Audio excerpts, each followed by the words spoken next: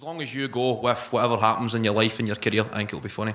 What's the most bizarre situation you've been in, you know, when you've met celebrities, if you like? I showed up at the O2 Comedy Gala before, and N-Dubs were on, obviously. and I think one of them was kicking up that a meal had been ordered, and I think they'd asked for like peri-peri chips, and they got normal chips basically, and they were going mental at this runner. But I'd just arrived from Glasgow and I was starving, and I heard the commotion. I opened the door and I said, "Mate, what's going to happen with the chips?" And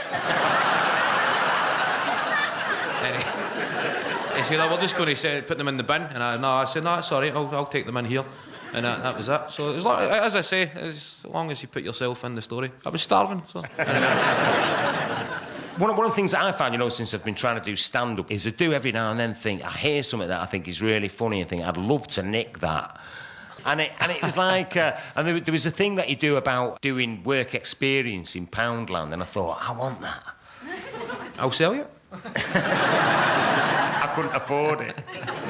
It's the work fair, isn't it? This was again about the work. This was in the height of my Che Guevara revolution period. That was just about when David Cameron said you need to get the work experience to stop slipping into depression. And in Poundland were one of the shops that signed up to the work fair. And my joke was there's nothing more depressing than working in Poundland for no wages, working in a shop where everything is worth a quid except you.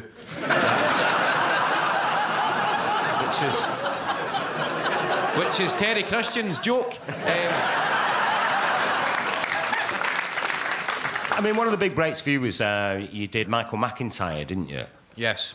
And how much of a difference did that make to you? It was a break that I needed, I think, because I was on gigging in the circuit and I was getting a wee bit fed up just playing the same clubs and playing 20-minute sets. But in Glasgow, I was playing like solo shows. I was getting a bit of a following. Nowhere near the level that obviously after the TV show. But I'd sold like 3 or 4 nights in like a 300-seat theatre during the Glasgow Comedy Festival. So it was getting to the stage I was enjoying playing to my own crowd in like longer sets. So I was playing like an hour and a half each night. I think you get a lot better because you're not just rushing against, oh, I better get this joke finished before this guy in the stag do throws a chicken wing on the stage. And now you learn how to tell a story and enjoy it, and then that show obviously led to people saying, "Oh, who's that guy?"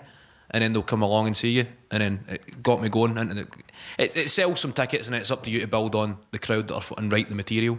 But fortunately, I was ready for it. It went on TV. It was like 7 or 8 minutes, and like my best.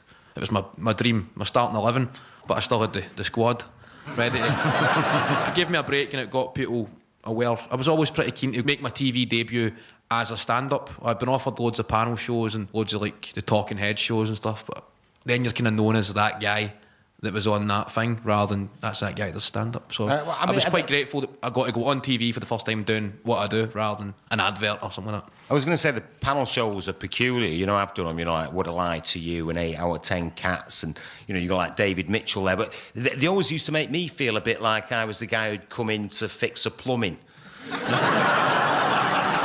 Do you know what I mean?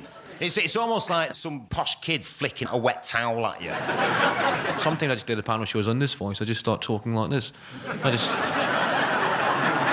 think I might do one. I might go on 8 out of 10 Cats and just speak like this. I always use that accent when I read negative reviews on TripAdvisor. I always read them in that wee internal Middle England voice. We found the rooms a little cramped. The staff...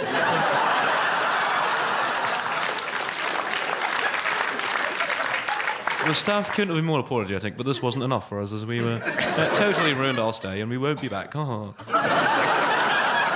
It's my TripAdvisor accent. But they hate it, don't they? And who's they? Are we going to start a revolution here, Terry? Absolutely. No, but there is that peculiarity, you know, when it's down in London, if you start going, you're going out later. They hate, and yet they're going, all right, Teddy, that's okay. Actually, that's a bit bad, isn't it? Me trying to do a Manchester accent. But they always... It's the most stereotyped conversation that's ever been created. Fantastic. All right, Terry. Sometimes I wish I was an American stand-up. Not just an accent that the whole world understands. When I was 18, I went down to Polytechnic in London for a year, and when I came back, all my mates started saying, "You've turned into a Cockney." No, really. Did you go to a Polytechnic as well? Every city's got their good uni and then their other uni. For people that were too thick for the good uni but too arrogant for a call centre. There's always...